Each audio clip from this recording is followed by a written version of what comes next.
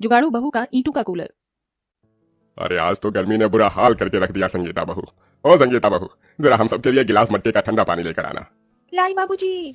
चूल्हे पर खाना बना रही संगीता उठती है और मटकी से ठंडा पानी निकालने लगती है कि तभी ये क्या, कल शाम को मटकी में पानी भर के रखा था, लेकिन ये तो बिल्कुल भी ठंडा नहीं हुआ, बल्कि गर्मी की वजह से मटकी का पानी भी गर्म हो गया है।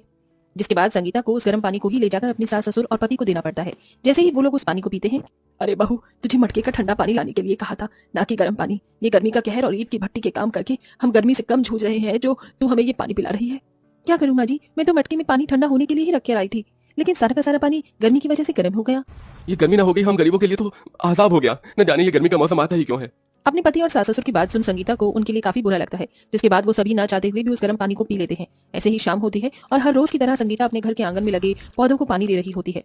संगीता के आंगन में ढेर सारे पौधे, घास थी। संगीता सबको पानी दे ही रही होती है कि तभी वो देखती है, ये क्या, इतनी गर्मी हो रही है, लेकिन फिर भी ये सारी घास और इसकी मिट्टी इतनी ठंडी है।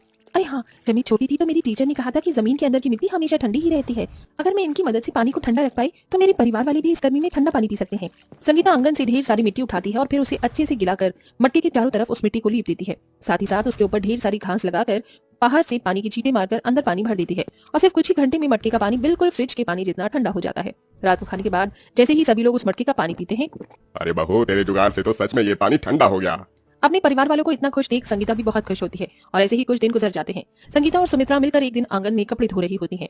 बहू, जरा जाकर हैंडपंप से एक बाल्टी पानी लेकर आना, कपड़े खंगालने हैं।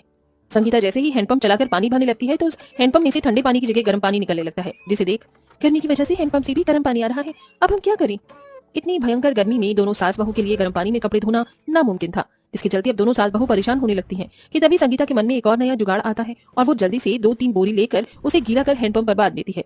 थोड़ी देर बाद संगीता जैसे ही हैंडपंप चलाती है तो उसके अंदर से ठंडा पानी आने लगता है।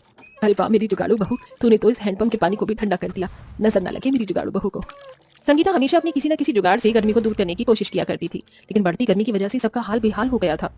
अरे बाप रे बाप, मुझे तो ऐसा लग रहा है कि मैं अभी भी इनकी भट्टी में ही काम कर रहा हूँ। अरे अब तो इस गर्मी में इस घर में रहना दुश्वार हो गया है। बेटा, इस टीन की छत की वजह से ये सब हो रहा है। सोचा था इस साल इस टीन की छत को हटवा कर और पत्थर की छत बनवाऊंगा, लेकिन पैसों की कमी के चलते इसे ना कर सका। टीन की छत होने की वजह से गर्मी में टीन बहुत जल्दी गर्म हो जाया करती थी, जिससे संगीता का पूरा घर ईंट की भट्टी की तरह गर्म हो जाता था। संगीता, अब तो तुझे अपनी जुगाड़ से इस गर्म छत को ठंडा करने के बारे में सोचना ही होगा, वरना इस गर्म छत के नीचे तो हम लोग और ज्यादा दिन तक रह नहीं सकते। संगीता आंगन में बैठी बैठी इतना सोच ही रही होती है कि तभी उसकी नजर हैंडपंप पर जाती है, जिसको संगीता ने बोरी से बांध रखा था। ये देख संगीता के मन में एक और नया जुगाड़ आता है और वो एक एक कर बोरियों को गीला करके अपनी टीन की छत पर रख देती है और उसके ऊपर ढेर सारी मिट्टी डाल देती है, जिससे अब गर्मी की वजह से उन लोगों की टीन की छत गर्म नहीं होती थी। अरे वाह बहू, तूने तो आज हमारी टीन की छत को भी ठंडा कर दिया। और नहीं तो क्या बाबूजी, अब आपको दूसरी छत बनवाने की कोई जरूरत नहीं है। आप लोगों की जुगाड़ू बहू और मेरी जुगाड़ू पत्नी ने इस टीन की गर्म छत को भी ठंडा करके रख दिया। संगीता अपने जुगाड़ से कभी बोरे गीले कर घर की खिड़कियां और दरवाजे पर टांग देती थी, जिससे घर के अंदर गर्म हवा नहीं आती। वहीं कभी सबकी सोने की चटाइयों के नीचे गीली मिट्टी रख देती, जिससे सबको ठंडक मिलती। लेकिन इतने जुगाड़ करने के बाद भी पूरा परिवार मच्छरों से काफी ज्यादा परेशान था। इन मच्छरों ने गर्मी में काट काट कर सारा खून पी ही लिया है। न जाने अब इन मच्छरों से गर्मी में कब राहत मिलेगी। हाय हाय, इन मच्छरों से तो राहत ये सिर्फ कूलर ही दिलवा सकता है। हाय हाय, बिना कूलर के तो ये मच्छर एक दिन हमारा सारा खून पीकर हमें मार ही डालेंगे। गर्मी में बिना पंखे कूलर के गुजारा करना संगीता के लिए भी अब काफी ज्यादा मुश्किल हो चुका था। रोज रोज अपने परिवार को ऐसा परेशान होता देख अब संगीता एक बहुत बड़ा फैसला लेती है। अगर आप और बाबूजी इस उम्र में पवन जी के साथ ईंट की भट्टी में काम करके घर का गुजारा चला सकते हैं तो मैं काम क्यों नहीं कर सकती? बहू, ईंट की भट्टी में काम करना आसान नहीं है, तुझे पता है वहाँ कितनी गर्मी होती है। मैं ईंट की भट्टी में काम करके जल्द से जल्द पैसे जोड़ना चाहती हूँ ताकि मैं सबके लिए कूलर ला सकूं, इसलिए आप लोग प्लीज मुझे काम करने दीजिए।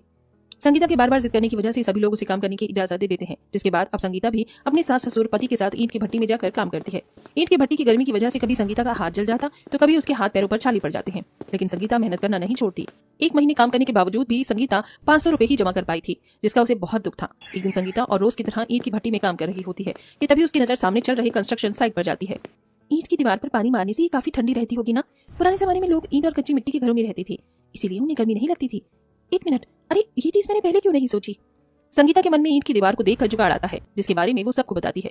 संगीता, तुम क्या कह रही हो? भला ऐसे कैसे हो सकता है? क्यों नहीं हो सकता? ईंट की 4 दीवारें बनकर तैयार कर सकती हैं, तो इनका कूलर क्यों नहीं? हम घर में ईंट की 4 दीवारें बनाएंगे और उसी बीच में से काट कर उसके अंदर एक मोटर फिक्स कर देंगे, जिससे हमारा ईंट का कूलर पूरा बनकर तैयार हो जाएगा। बहू जो कह रही है वो होगा या नहीं ये तो मुझे नहीं पता, लेकिन हम कोशिश तो जरूर करेंगे। क्या पता बहू की इस जुगाड़ और हमारी कोशिश से हमें गर्मी से छुटकारा मिल जाए। सुमित्रा और संगीता की बात सुन पवन और रघु इस बात के लिए मान जाते हैं, जिसके बाद अब संगीता सबके साथ मिलकर ईंट की मदद से कूलर के आकार का ढांचा तैयार करती है और उसके अंदर मोटर लगाकर उसके चारों तरफ गीली मिट्टी और घास एक कपड़े की मदद से बांध देती है और उस पर पानी छिड़क देती है, जिससे जैसे ही अब वो लोग प्लग लगाकर बटन चालू करते हैं तो उस ईंट के कूलर के अंदर से बिल्कुल ठंडी ठंडी हवा आती है। बहू, इस ईंट के कूलर के अंदर से तो बिल्कुल असली कूलर की ठंडी ठंडी हवा आ रही है। हाँ माँ जी, और हमें तो इसके अंदर पानी भरने की भी जरूरत नहीं है, हम बस इसकी दीवारों को गीला कर देंगे और ये ठंडी हवा देंगी। आज तो सच में मेरी जुगाड़ू बहू ने कमाल कर दिया। मेरी तो भगवान से यही प्रार्थना है कि हर जन्म में मुझे तेरी जैसी जुगाड़ू बहू मिले। संगीता के ससुराल वाले उसके इस जुगाड़पंती के लिए काफी ज्यादा तारीफ करते हैं। इसी के साथ अब जब भी कोई संगीता के घर पर आता तो उसका बना हुआ जुगाड़ का ईंट का कूलर देखकर हैरान रह जाता। संगीता बहू, तेरा ईंट का कूलर तो सच में काफी ज्यादा बढ़िया है। हम लोग भी तुम्हारी तरह ही गरीब परिवार से हैं। अगर तुम हमारे लिए भी ऐसे ही ईंट का कूलर बनाओगी तो ज्यादा नहीं, लेकिन मैं तुम्हें थोड़े पैसे तो दे ही दूंगी। क्या तुम मेरे परिवार के लिए भी ईंट का कूलर बनाओगी? हाँ काकी, क्यों नहीं, मैं जरूर बनाऊंगी आपके परिवार के लिए अपनी जुगाड़ से ईंट का कूलर।